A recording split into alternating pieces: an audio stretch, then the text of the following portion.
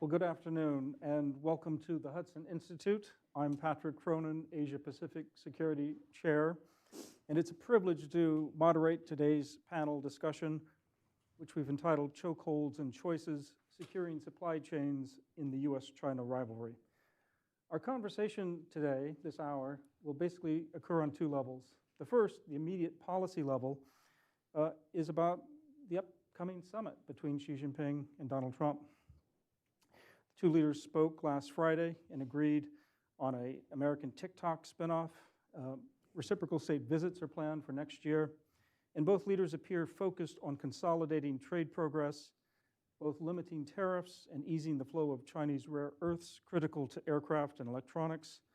In this November, in 5 weeks, the summit could open the door to expanded trade and even a measure of great power stability. So that's the immediate policy level. But the second level, the one I'm maybe more interested in, is the strategic level. Beyond ongoing trade talks and diplomatic tactics, there's a larger question about our government's and China's government's action plan for achieving the specific aims of securing supply chains. How do tactics like withholding rare earth magnets or restricting advanced semiconductors fit into each nation's plan on supply chain security? And is China succeeding? A decade ago, China seemed to shift its approach from pure growth targets to a laser focus on supply chains. More recently, its 14th five-year Science, Technology, and Innovation Plan designated 5 core technology hubs from Beijing all the way down to Guangdong, along the eastern seaboard, more or less, of China.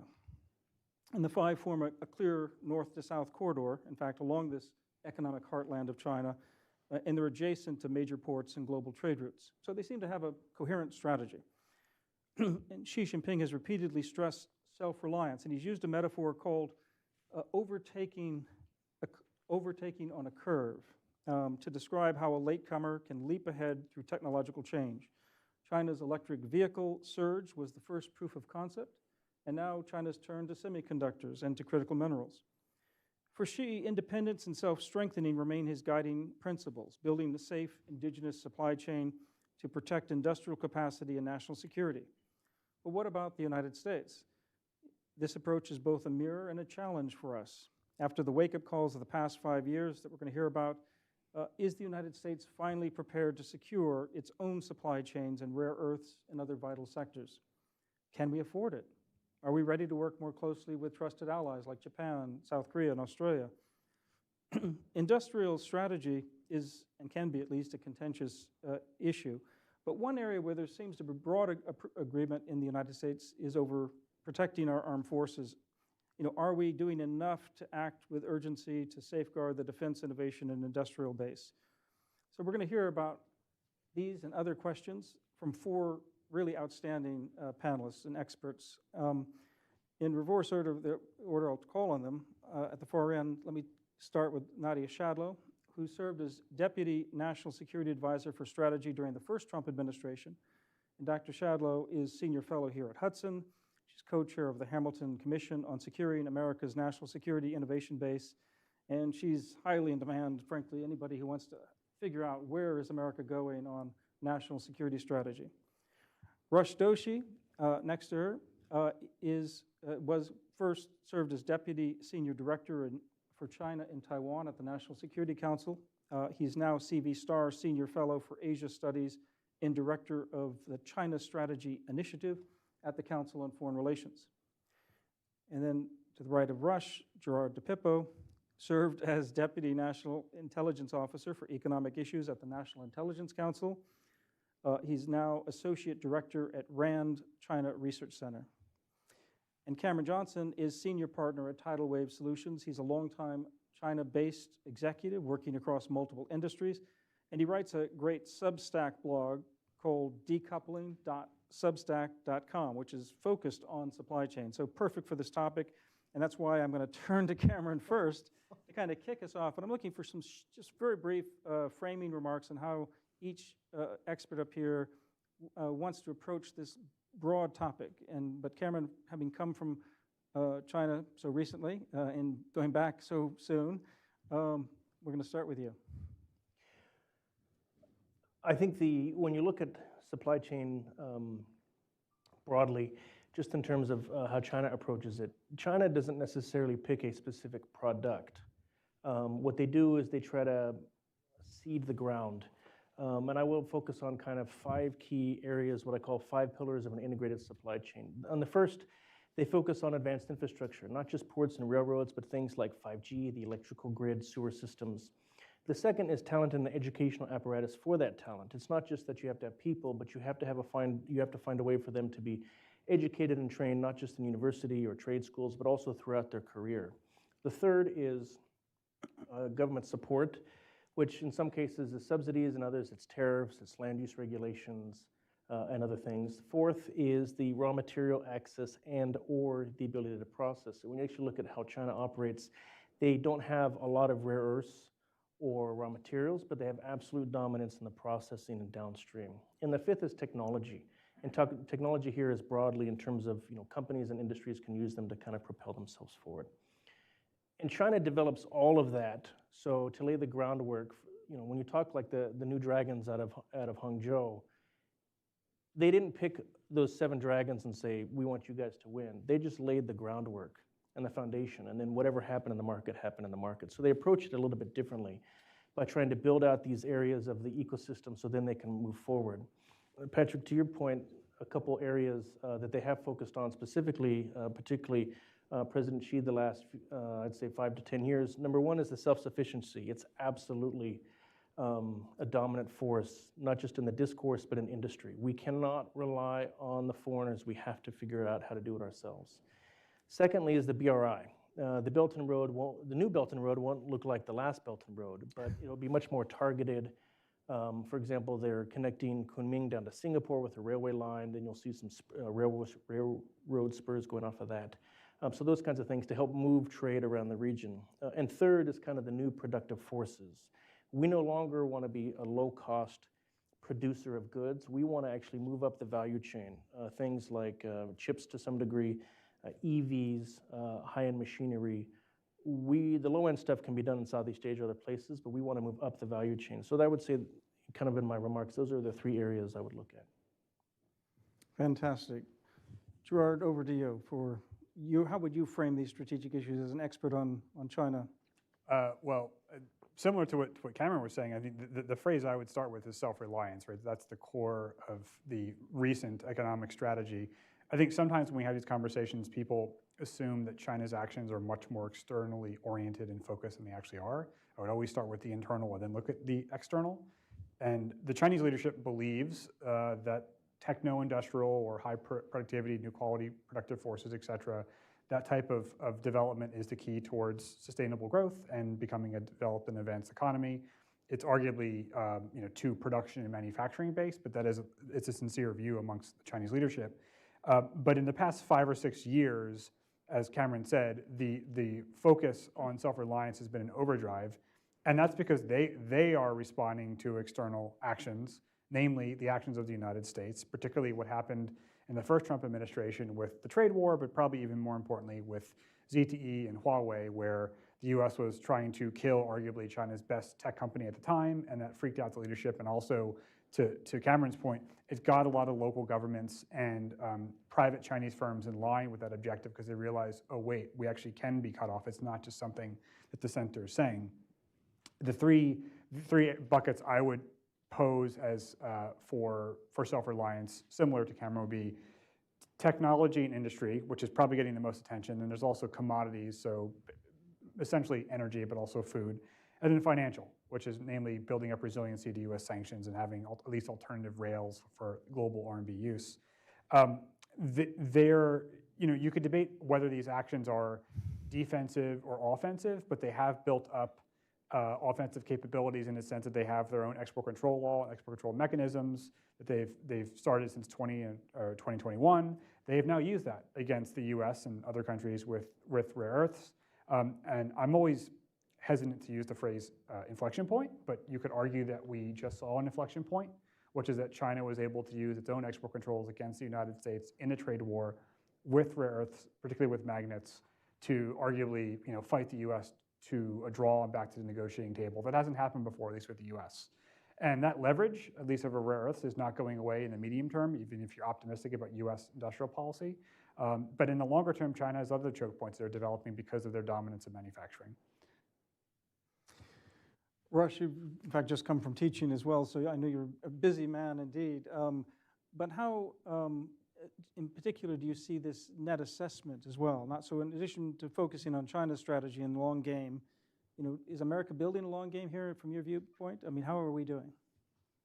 Yeah, I think the current situation is pretty serious, and that China's advantages are quite significant, and they've been underestimated, as I think Gerard kind of helps lay out.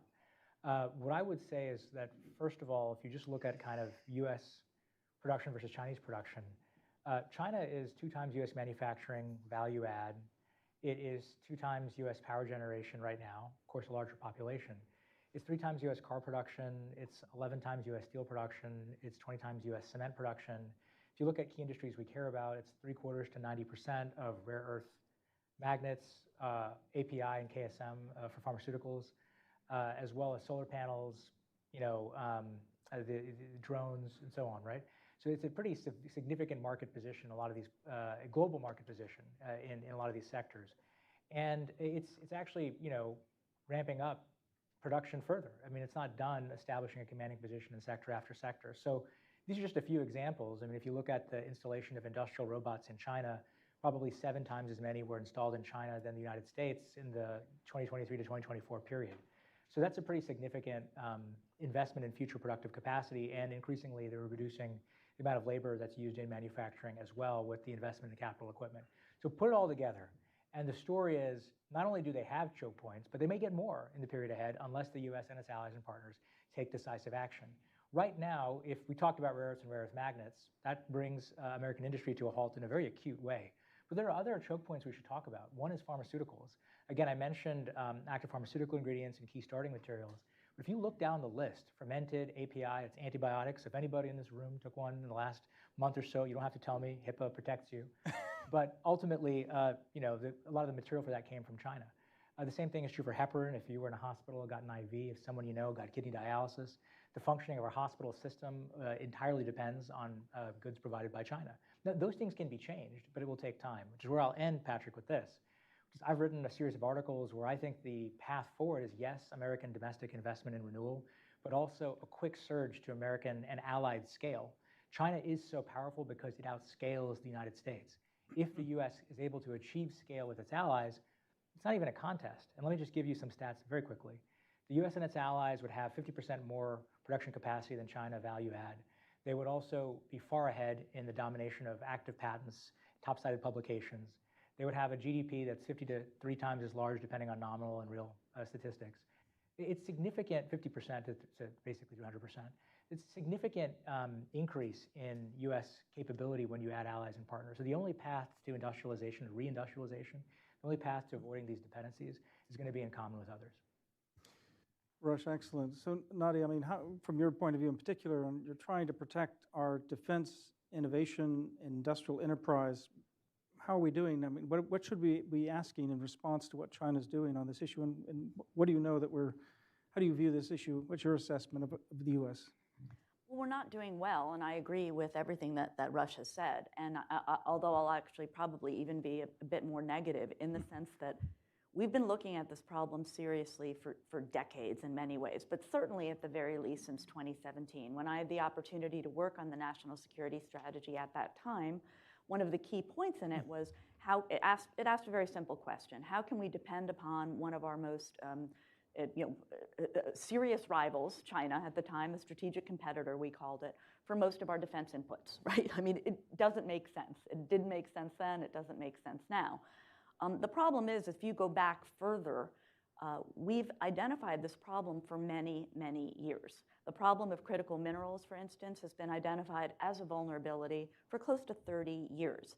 The API problem in medical supply chains that Rush mentioned has been identified for at least 10 years, at least if not more. So if you go back through all of these problems, and it's all documented, it's all there in government reports, not even think tank analysts, actual government reports, we're seeing the same identification of the problem over and over.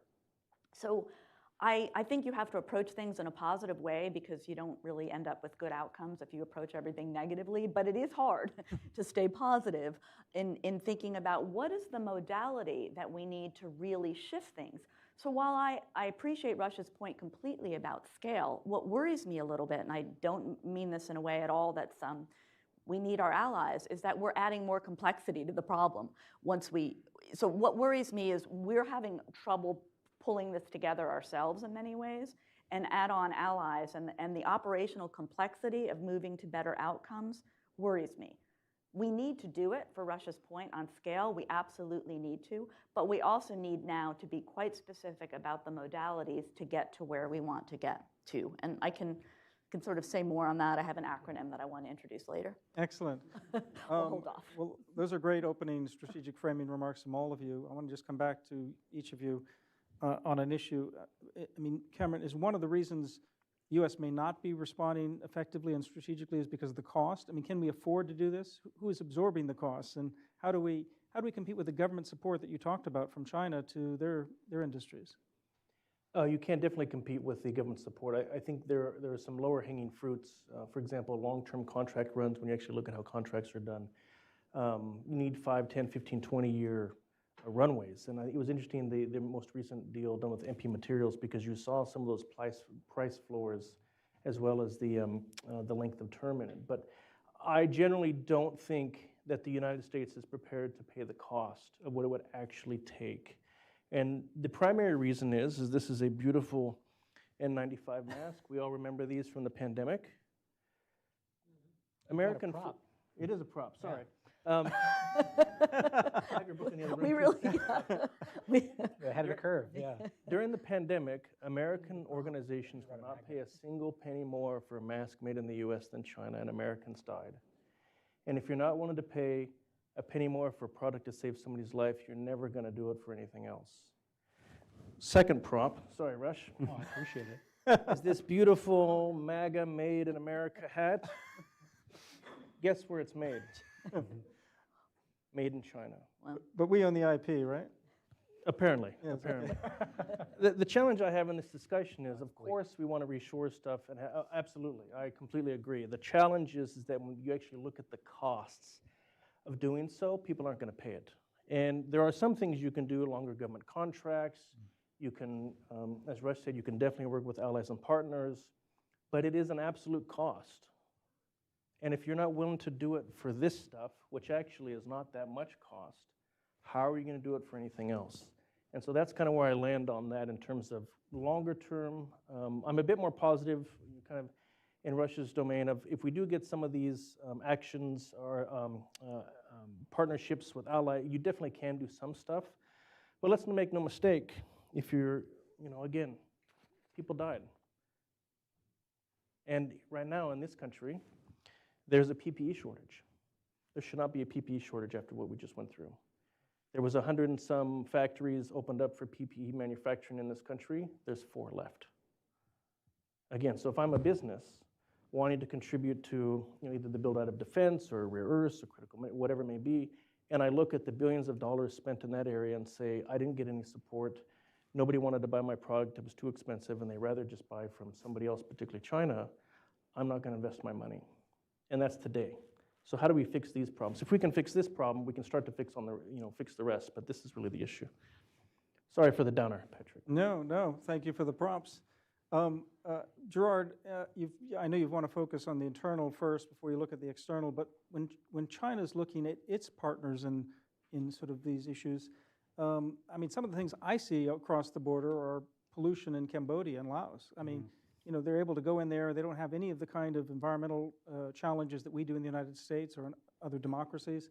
And they're able to just act and move very quickly and achieve scale. But how do you see China's sort of enterprise in terms of how they're using, or whether it's on the periphery or in other countries around the world, Pakistan or other East Africa, for critical minerals, for big pharma, for whatever other areas are potential chokeholds? Yeah, I would differentiate between foreign sources of inputs like critical minerals, like cobalt in the DRC, for example, versus foreign markets for Chinese goods. Those are 2 very different situations. China's desire to acquire or at least secure foreign inputs goes back over 20 years in a strong way. That's not new.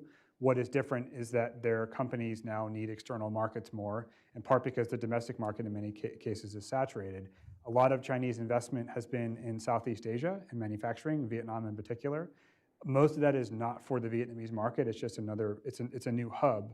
The Chinese government is actually kind of lukewarm in this because the previous 5-year plans were more open to the idea of losing lower value added production in China, but the 14th 5-year plan is more about whole of value chain security. So even if things like a mask is a very low value added product, there's an obvious reason you want to have that capability, right? So you want to retain that. I think a lot of China's relations, particularly outside of Asia, are fundamentally economically oriented, and a lot of that is just sort of downstream of what they consider their domestic development needs as being. Just as a quick side point to maybe be less of a downer, if we are worried about the U.S.'s and its allies' ability to resist coercive tools like China, say, not exporting rare earths, in particular cases that might be quite difficult, but if you think about the aggregate, something like, as Rush said, yes, China's manufacturing sector is like double what the U.S. is. But 70 to 75% of it is for domestic use. So only a quarter of it is going overseas. So the US, to quote, compete or at least be secure, does not have to replace all of China's production. It only has to replace the part that is going to the US, which is a much smaller subset of that 25% going externally. So I think there are particular fields like rare earths, like semiconductors, things that the Biden administration had early on in its supply chain review that you need to focus on as chokeholds. But it is not the case that the US needs to have anything like China's scale and, say, steel production. We don't have a massive, well, China's housing bubble has burst, but we didn't have massive construction the way they did for the past 20 years. So that you have to scale it to what your actual demands are. Excellent. Rush, when you see the current impasse that the two leaders are trying to sort of overcome and seem to be close to some type of modus vivendi, I mean, this coming at a cost of changing our views on providing chips, H20 chips, or who controls the content recommendation algorithm from ByteDance, or going back to your administration and the whole mantra of small yard, high fence. How do you see U.S. policy evolving on trying to stem the flow of some of these technologies, and how effective are these sort of export controls and other measures? I think the export controls on compute work, despite claims to the contrary. I think the reason they work is because China can't produce those chips at scale, the ones that are leading edge. And even some of the ones that are not leading edge, they're still producing them using largely American equipment. Maybe in a few years they won't need that equipment for the sort of second tier chips, but the first tier they can't make. And so when you hear from an AI company that, oh, we've got to sell these chips to China to get them addicted to our supply, first of all, I'll just commend to you President Xi's own words that he has zero desire to be dependent on those chips. Second, that any chip you sell to China in some ways is a chip you don't sell to an American company. And third, I guess fundamentally that I think a lot of our chip companies are doing pretty well financially because their market, market capitalization is up 10x since the export controls came into place. So I don't see the need to kind of relax the controls, otherwise China somehow becomes even more formidable. They're already formidable. And the one area of American singular advantage in this competition, given all the industrial disadvantage, happens to be this thing called compute. And it happens to be that that thing called compute is the most critical input in the next generation of leading technology, which is AI. So we got lucky, and we should not squander our luck to make $15 billion a year in extra profits that we could have got selling to American companies anyway. Put that aside for a second, though. There's a lot of defeatism, because we have had these problems for a long time. But you know what we haven't had is a consensus that we had the problems. We had people write reports, but no one read them. We had politicians talk about other issues. Nobody talked about this. Now we're having a conversation about this across the country. Now we have investment leading the way in innovative approaches to solve our problems. America can fix this because, as Gerard mentions, we don't have to replace everything China's got. So let me just offer 3 optimistic points, because I think if we don't offer them, people will say, shouldn't we just do President Trump's grand bargain with China and call it a day? And here's why I don't think we should do that. First of all, I think that's critical to note. There is no path to sustaining American manufacturing, I think, in the world without being able to sell to third country markets. You can't just do it on the domestic side, right? And if China wins in every third country market, then everybody loses. So there's a lot of incentive for countries to come together and create a wall or a moat or something that gives everybody in the club better terms than China, which should stay outside it. Second of all, look at the critical mineral, look at APIs, look at pharma. America, for all of its problems, which we're trying to solve now on being able to scale up production, America is not going to be able to produce fermented API like that. But other countries can go pretty quickly. Japan and Korea right now are leading the way on stuff like heparin. And India has capacity in API. And if we're able to really work together and have capital flow more naturally and have people guaranteed to be able to have offtake for those markets to sustain, then I think you can find a way to do this in common. But there is no other way. So as complex as it is, it's the only shot we have. And then the third point I would say is do not discount the fact that manufacturing is changing, that it's less labor intensive than it used to be. If it's true that a Chinese auto plant can work with just a handful of the factory workers that it would have required 10 years ago, why can't America manufacture? Why can't we do it, even if our labor costs are higher? We don't have the tacit knowledge. We don't know how. Where's that going to come from? Again, our allies and partners, they know how. You want to build cars? Talk to Japan and Korea. You want to build ships? Talk to Japan and Korea. You want to build chips? Talk to Taiwan. You want to build medicine? Well, Europeans produce it at scale. Europeans, Indians, Japanese, Koreans, that's your path. So we have to find a way to do both, domestic reform and international co-production. And I don't think it's impossible because every other country faces the same thing we do, forcible deindustrialization. And Cameron's point is, it's too expensive for us to do these things, but there's a reason why. Yes, we have regulation. Yes, we have permitting problems. Yes, we have high energy costs. Yes, we have high labor costs, but there's a simpler reason why. China is a predator, and they are pursuing predatory capitalism. And unless we get together and raise the wall a little bit, it'll never make sense to manufacture in any of these other countries. So Nadia, I mean, Russia's, I think, underscored your point, which is there is a consensus on the problem. We've known the problem on the defense side. What are we doing about it now? What do we need to do? Well, I mean, I think his point, and Cameron's too, is an element of it's not completely cost. There's also, I think, disagreement about some of the modalities of how to do this, right? And we have, my colleagues in the audience, you have more free market oriented, the private sector has to drive it, government, but how? What are the modalities? And that's where my acronym comes in. Because in thinking through how do we take this problem of defense industrial base, it's a big, complex problem. I was thinking sort of how do you break it down, or how do I break it down? And I break it down sort of in 4 ways. The first, understanding. We have an understanding of the problem, which I think we do, and Rush and others have pointed that out. We have had it for years, and there are countless assessments. I just finished a report on the Defense Production Act and went back to the Department of Commerce's, their BIS office has done assessments of our defense industrial base for decades. So go back and look at them, and you'll be somewhat discouraged because there's an old shipbuilding one in there from decades ago. We have an understanding of the problem. Visibility. We have more visibility into the supply chain problems because of experts right here in the audience, right?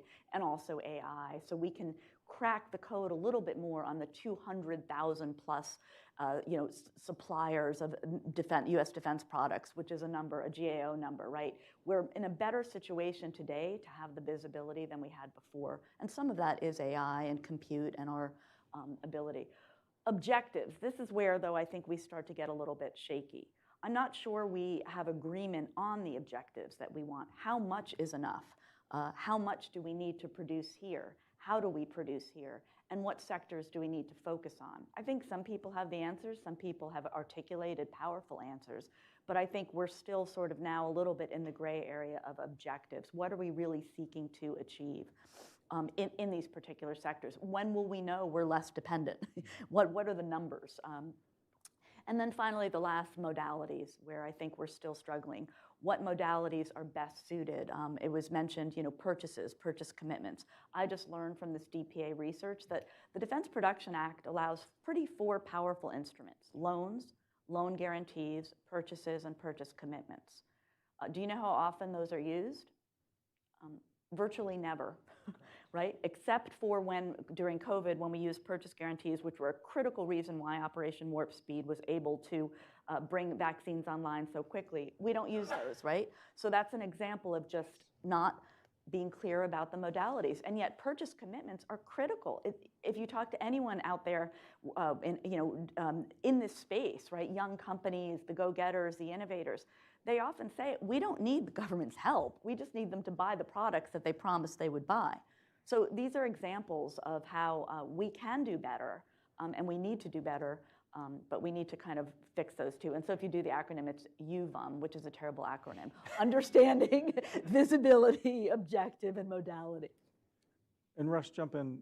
Can you do move or something? Yeah, then I was thinking, yeah, I mean, MOVE, we'll work on this after the panel. After the panel. Well, I just want to just foot stomp everything that Nadia just said, and I'm on the left, and we still agree. But my basic point is this: offtake or purchase guarantees is critical. When you look at the scaling up in World War II that the U.S. was able to do, this was a big part of the equation. That people knew if they were able to produce certain things at certain scale, it would get bought, and so you had credibility, you had certainty when you made that investment. Right now, take rare earths. We tried to get $2 billion worth of money for purchase commitments from Congress in the Biden administration, and we were shot down because Congress lives in an appropriation-starved environment, and as a direct result, we don't have the money we need to spend on these things. $2 billion might have been able to help us turn the tide on where we are today with China on rare earth magnets, but we didn't spend it. Now, Congress can change its view, and also on top of that, you can use the Defense Production Act if there's sufficient funds there. But look at OBBB. Look at that big, beautiful bill. What did it have on rare earths? Now, I'm going to give credit to my friends who worked on this. It has a lot of loan guarantees. That's supply side. But on demand, it has nothing to set the price floor for rare earths. There's the MP deal, that's great, but not at scale. Nothing to make it easier for you to know that when you put that dollar of investment, you open that mine, that when you get that stuff out or you refine it, that somebody's going to buy it at a price. And if you don't have a price floor, what happens is China undercuts you. So every time we get close, they come and they flood the market and they undercut you. That is predatory capitalism. We let it happen because there isn't a tariff. There wasn't historically a tariff that would stop it from happening. So again, I don't think this isn't impossible for us to do. In rare earths, we're not talking about 21st century technology. We can do this. We just have to find a way to structure, as Nadia was mentioning, our institutions, and those laws are on the books, to be able to tackle this problem. We probably have to walk away from some of our ideological precepts on free market capitalism, which are overdue. Yeah, but I mean, Rush is right. On the left. The authorities are there. Like The authorities are there. They're there. They're there at DOD. They're there. Congress is giving. Yeah. And Defense Production Act comes from the war 1941 and 1942, and so this is legislation. This is an approach that we thought made sense almost 100 years ago. Fantastic. I hate to interrupt this agreement. I want to come back to China a little bit and ask Cameron and Gerard to some extent on expectations of what do you think China wants out of a deal with the United States right now in the short term, and how important is the supply chain as part of that? But what exactly is China looking, and maybe also, Cameron, just because you're coming from the ground, what's your assessment on the ground of how China's economy is going? And Gerard, do we have the data? I mean, how do we know when those buildings are empty, that they're permanently empty, or they're going to be used for something else, or maybe it doesn't matter? Thanks for the easy question. Take the political one first. Yeah, I mean, China's economy is not what it used to be. If you're in certain industries, AI, semis, EV to some degree, you're doing okay, if not better. If you're in more traditional ones, retail, lower-end manufacturing, unless you're Labubu, it's a struggle. And I think part of the challenge generally is, for business anyway, is the last, basically up until 2020, I'd say between WTO session and 2020, businesses generally know where to go and what to do. It's real estate, it's infrastructure, it's retail, it's Starbucks, it's McDonald's, it's Disneyland, go. And we all generally knew where to go and what to do. Now it's unclear. And doing high productive forces does not quite give you the guidance that did. On top of that, the world has changed. There's a lot more tension. There's a lot more apprehension to invest in certain areas because maybe it's overcapacity, maybe it's just I'm not sure if my product will sell. So the economy, in my view, is just kind of muddling along. I don't remember the rest of your question, but that's where I'd put. Gerard, what do you think? You're the data guy. Tell us. Well, yeah, I mean, tell me I'm right. No, you are correct. I would say just on the Chinese economy, the central story is the property sector, which we don't like talking about here because foreign money is basically not involved in that. But China, before COVID, it was something like 25 or 30% of the economy was directly or indirectly linked to the property sector. They've had the largest absolute contraction in property construction ever because it was the biggest boom in construction ever. And that has been something at least 10 percentage points of GDP reduction, if not more, in the property sector. And that's what's killing sentiment because that's everyone's savings. People don't typically, until maybe of late, invest in the stock market. And that's why consumption is weak. Until that recovers, I think discussion of consumption stimulus is mostly feckless. Chinese scholars or economists will say at least another 2 years, some say 5 years. I think, as an aside, I think China is repeating a slightly less bad version of Japan's mistake of the 1990s by not dealing with that problem decisively. To your first question, Patrick, what does China want in the trade talks? I think it's basically three things. One, they want tariffs lower. You could debate how much lower, but it generally depends on all tariffs they want to get rid of. The second thing is in export controls. If their dream is if there would be no restrictions on lithography machines, that's probably not going to happen, but maybe slightly more doable would be high-end chips.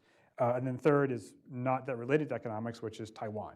They want specific language where the US and our president opposes Taiwan independence as opposed to does not support, which is a slight semantic distinction that might matter to some people.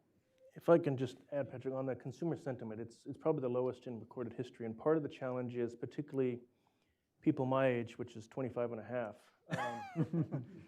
is that the Social Security net generally started in the late 90s. And so there hasn't been the runway like here, for example, Social Security, Medicare, of generations. There's only been really a generation. And much of that because, particularly on the local government level, because money has been spent in other areas, it's now quite challenged.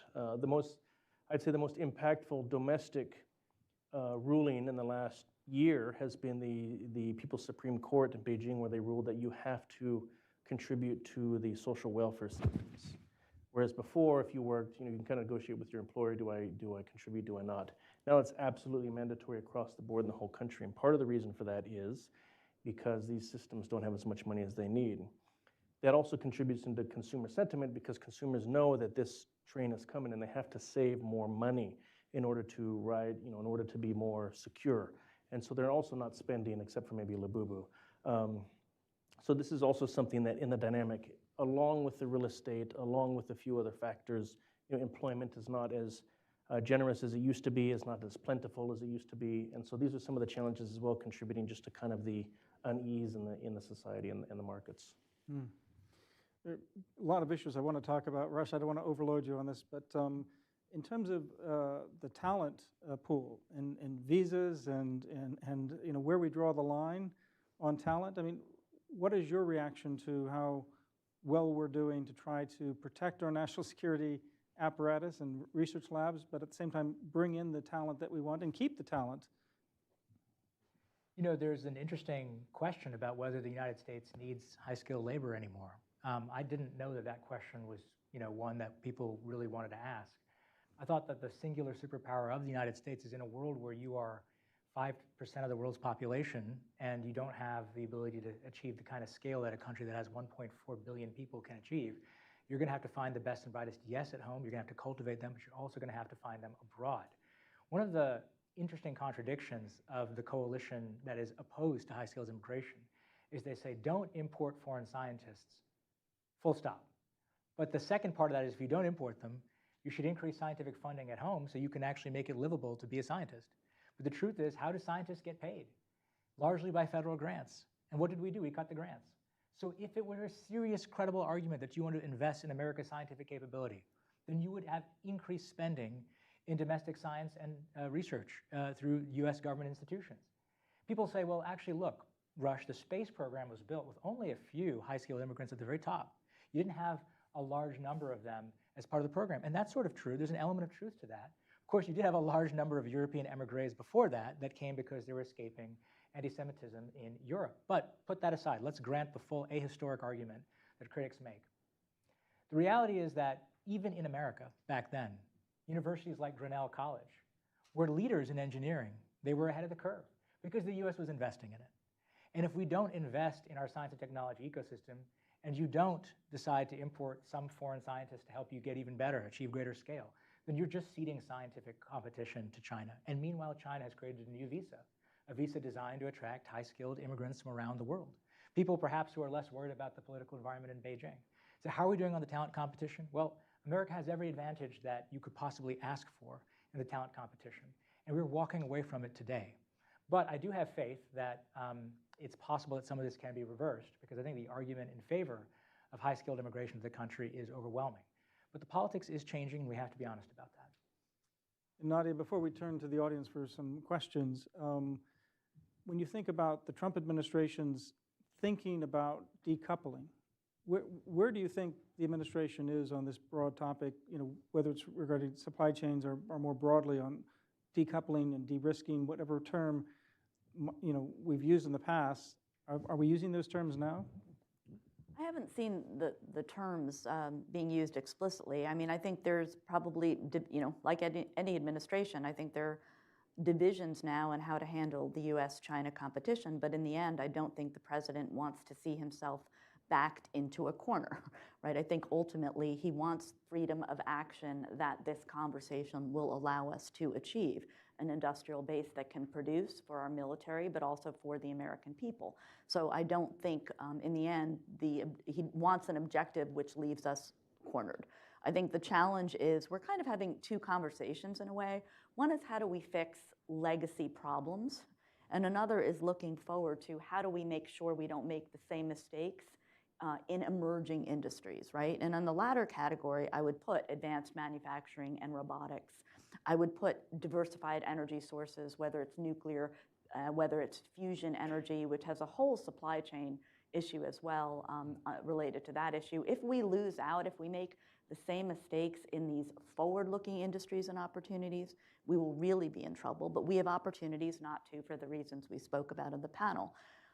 At the same time, and we do have to do things simultaneously, we need to fix some of the legacy problems that, I'm not going to get into the talent issue, but part of the problem for the past 50 years has been the decline of Americans' education system, right? Which got us to where we are in the first place. So in that post-war Manhattan Project period, American kids could add, okay? They were adding.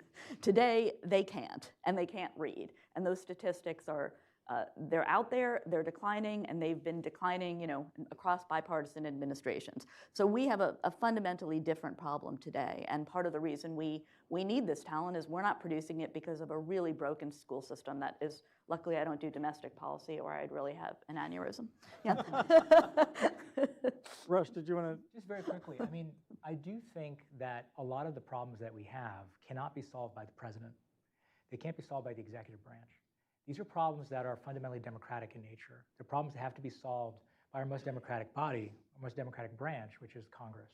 If Congress is dysfunctional, as it has been for 25 years or more, it's not surprising that we can't rise to the occasion of these new challenges. If Congress can get behind in a bipartisan way, as we've seen increasingly, solutions to these problems, whether that's education or whether that's using the Defense Production Act in more important ways, we can solve these problems. So it all starts with, in a democracy, with the voters, and it starts with Congress.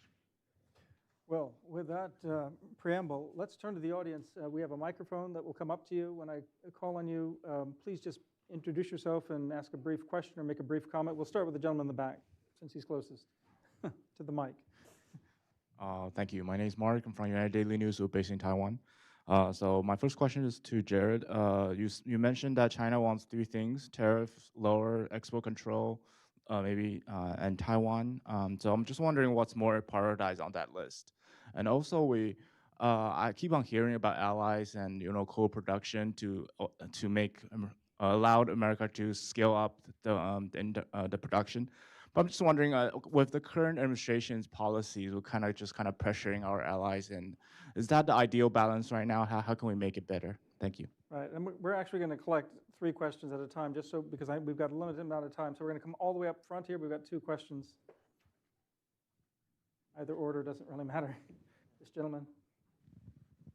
Hi, my name's Jackson Lopez. I'm with the Oxford AI Governance Initiative. I've got a question for Rush and Nadia. We're obviously in a very special moment right now where we can export compute and the Chinese really can't. But as China begins to expand its domestic capacity, we can probably expect some kind of BRI style where there are chips they're exporting en masse, data centers which they're already building abroad, but for that to scale up. By that point, how can the United States strategically compete for dependency on its technology? What are the carrots and sticks we'll still have access to when that day comes? So that's the future question, one of them. Yes, ma'am, right here in front as well. The 3rd question, then we'll turn back to the panel. I'm Shirley Hargis. I'm the AI Policy and Governance Lead in Defense. So my question is for Rush and Nadia. Nadia, you spoke, when you were outlining your acronym, you spoke about the modalities piece. And it makes me recall some of the pieces you've written about more effective ways to slice through policy, to get to policy, make it faster. When you're speaking about the modalities, are those one of the top concerns that you have about how we can, yes, we're dealing with all these legacy problems, but is that one of the ones that we are not focusing enough on, how to slice through policy? And for you, Rush, you mentioned you mentioned that the U.S. has a strong pulse on compute. And I know with compute, that's how you fuel your models. So do you think that our thumb on compute is more important than, or help me find how you want to measure this, but is that more important than, does that minimize or balance the concern that we have about talent, the comparisons in talent here versus in China, the dominance that China has in legacy chips versus the dominance that we have in more advanced chips? Well, these are pretty sophisticated questions, but I don't know if Rush and Nadia, we want to start with you first, since we had the last two questions were directed at you. I'll just address Shirley's last point. I think with the modality issue, policymakers need to ask a simple question: why have we failed in the past? Why? What is the reason why these past efforts have failed? Partly we don't ask that question because we have quite a polarized political environment, and so there's a tendency often to not recognize that your predecessor might have tried to do something positive and similar to what you're trying to do. But in asking the why, a good example today is permitting reform. We're consistently asking the why. A consistent answer is permitting reform for a lot of these reindustrialization projects. And now we have some important bipartisan legislation out there. One is ERPA, the Energy Something Permitting Reform Act, bipartisan. So these pieces of legislation need to pass, and then we need to hold people accountable to doing them. So it is an element of the modality. It's what tools do we have? Why aren't we using them? Again, the why question, and why have we failed in the past? And asking your staff to come up with those specific answers. Where are the obstacles? And then we can, drive forward more effectively. Rush, a lot was focused on compute, and as somebody who teaches at Carnegie Mellon University, president of the university, Farnham Jahanian, focuses on compute. So it's driving so much of the research, but also the potential as a Belt and Road Initiative type of exercise, and where that leads us in terms of competition in the future is a fascinating future question. Your response? Yeah, I'll come to that. There's also a question in the back about, can the Trump administration build allied scale, essentially? That's the term that I like to use, allied scale. I actually think the answer is yes. I think the Biden approach did emphasize persuasion. Sometimes that reached a limit. Coercion is another approach that can create progress. Of course, it might create concessions in the short term, but over the long term, it can create distrust. But we are seeing signs before some recent policy missteps that countries like Korea are willing to put tons and tons of money into US shipbuilding, for example. And they have more productive workers and better technology and better techniques for shipbuilding that are making them maybe 2 to 3 times more productive than we are per person. So if you take that and you bring it here, that's the transfer of knowledge to the United States in a way that could improve the productivity of our sector, even without a massive market that we can sell into. So that's the kind of progress that the Trump administration is sort of making, can make, and I hope they continue to make. On the question of compute and a Belt and Road, this is a very important question. We have to ask ourselves right now, if you were China, what would you want if you wanted to build a Belt and Road of AI, essentially? What does that mean in practice? China currently owns a lot of the parts of the tech stack that'd be relevant for doing this. They already own what we call the edge, right? They make all the phones and all of the laptops and everything else that might matter at the edge. But if you want the model to work, you need chips that can do inference. That's what you need to have, right? And the best inference chips are definitely American. And it's not even close yet. And even if they wanted to scale up on inference production, our US government estimates suggest they can only make maybe 200,000 or so of the Huawei Ascend. Just so we put that in context, that's less than you might have in one really major American data center, right? That's the whole national production. Give them some time, maybe they'll be able to increase that amount. But today is when those models are going to become nodal, not tomorrow. Today is when we determine the app layer. So it's like, well, maybe they can catch up on an operating system. Let's imagine it's Microsoft versus Horizon 20 years ago. Horizon didn't exist then. But we were the first mover, and so we established a fairly dominant position. Right now, there is an opportunity to own the app layer of artificial intelligence, and we are best positioned to do that unless we give that advantage away. If you unlock the ability to sell these chips to China, they already own they have good open source models. They already own the electronics. They have the ability to make great deals with countries all around the world. You throw in the inference for compute, and they will dominate the app layer. They will. It'll be bigger than the Belt and Road. But right now, that's not possible. So to me, part of the export controls is about timing. The timing is fortuitous for us to make the right choices. Question is if we will. Now, I will be wrong in everything that I said if the following conditions obtain. If China is able to indigenously produce equivalent chips at scale, then I'm wrong. But so far, and the leading experts in the area, including the USG experts, don't believe that's possible. Premier Li Qiang doesn't seem to believe that's possible. The CEO of DeepSeek doesn't seem to believe that's possible. So right now, I don't think I'm wrong, but stand to be corrected. And I think that hopefully addresses your question as well about the kind of advantages that China has in some areas, yes, of the stack, that's significant. But the areas that might matter for winning the app layer of artificial intelligence, they don't have that yet. Just one quick add, Rush. The only thing is, even if we, even on the technology, the tech dominance side, the competition side, China also has an infrastructure, digital infrastructure forward concept of how it wants to drive development around the world. And I don't think we do. Yeah, I would agree with that. And I would just say that that's all the more reason why it's important to make sure that the app layer is American.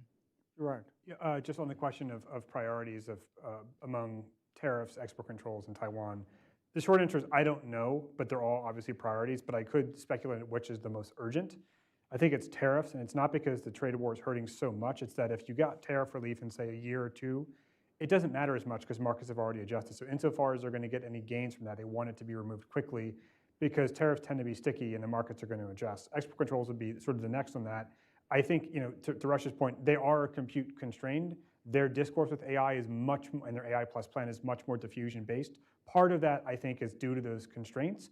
But I think it's also a different, maybe fundamentally different view as to how technology is going to be deployed, that they think it's just having second best but quick enough and everywhere is better than having the leading edge. I was at a public event with Anthropic last week, where they called diffusion a sideshow. That is not how the Chinese government sees it. And so I think for them, export controls are sort of more of a medium-term issue. And then Taiwan is the big strategic issue. That's not going away. But as Chinese interlocutors would say, this is something they have shelved for the early part of this Trump administration. So they can wait if needed. But obviously, that arguably matters the most of the all three in the long term. Cameron, anything to add to any of this? I would just say on the AI, I agree that the U.S. will have absolute dominance for a while anyway in breakthroughs and usage, but China will have dominance in adoption, application, and diffusion. And I'll give you an example of a company I work with in China, large consumer goods manufacturer. They're using DeepSeek and like-minded programs in the factory, and I was quite stunned because this is a consumer goods manufacturer. They normally don't do that. And I asked them, and they said, well, business is slow, so we're having our IT teams check this and try to figure out what we can get through it or get from it. In their WeChat groups, they have hundreds of people all along the value chain, all the way up from the raw material producer, their packaging guys, the plastic guys, all the way down to the OEM, all talking about how are we using DeepSeek in these programs. Things like, I put my production data in, then I put my staffing data, then I put my logistics data, and look at all the stuff I'm getting. These 5 machines on this product were terrible. On these particular shifts, they were great. So they're getting much more operational drive from it. And that really is kind of just the beginning. When you start to see that across, and it's just one company, and across entire value chains, I guarantee you Boeing's not doing that, neither is Dow. So I agree, the US is ahead, but the problem is that I see is that as that becomes more ingrained, it doesn't really matter to me if a data center has US or Chinese chips. I mean, it might in the aggregate, but in my world it doesn't. In my world, it really depends who are the guys on the ground who are just crunching business data going to use, and at least in China and the Chinese supply chains, it's going to be Huawei and other chips just because they're cheaper, they're easier, and they know what programs to run on them for the best efficiency. It's fascinating. I think we have time for 1 or 2 questions. For brief, these 2 gentlemen, I think right here.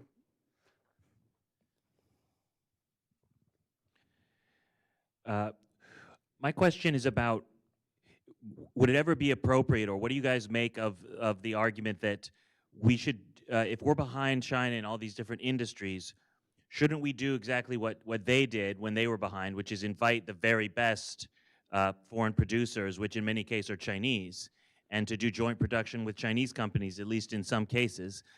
We know the concerns about that, but I mean, for example, EVs, you know, the Japanese and the South Koreans aren't necessarily the best. So if we want to be the best, don't we have to work with the best just the way that China traded market access for, you know, our technology in a previous era? And this gentleman over here in the middle. Hi, first of all, thank you guys for making the time to come here. I'm Mikhail, I'm from the Washington International Trade Association, and I wanted to ask, my question's aimed towards Rush. You mentioned a lot about building allied scale. I wanted to ask more about the United States' position in that solution, in the sense that do our allies require the United States to build allied scale, or is the United States right now supposed to be acting as an interlocutor, and are they acting right now as a missing link? Was there a third question over here? Did I see a hand over here? Did somebody wanted to come in? Yes, sir. Yes, sir. Tom. Dr. Dusterberg. Your mic is coming. You get the final question. Okay, Tom Dusterberg, Hudson Institute. All of you argued that China's long-term goal is self-sufficiency, but also alluded to more or less a lack of purchasing power in China, high unemployment, no social welfare system. Also alluded to Chinese capitalism as predatory capitalism. So at the moment, China needs foreign markets. And there seems to be a contradiction between their goal of achieving self-sufficiency and their macroeconomic and macro-political policy. How do they square that circle? Can they succeed in their long-term goal? Excellent. So we'll start with Cameron, maybe. And do you want to? Which question? Well, for you, I mean, you might want to address the question that Tom just asked on the disconnect between China's ambitions and their the consumer problems, the purchasing problems. It's a good question. I think there's a couple ways that I look at that. The first is that China 70% of countries in the world trade more with China than they do with the US. And in many ways that will continue. In some cases they sell better than we do, to be honest. And that will continue for the foreseeable future. So they have a bit of a buffer and a buttress. I think the other thing, when you look at actually what's happening with self-sufficiency, at least in my interpretation of some of the definitions, and it's not universal, but often we want to make sure we have the capacity so somebody else doesn't hurt us. It doesn't mean we won't use other stuff from other people, but it can't hurt us.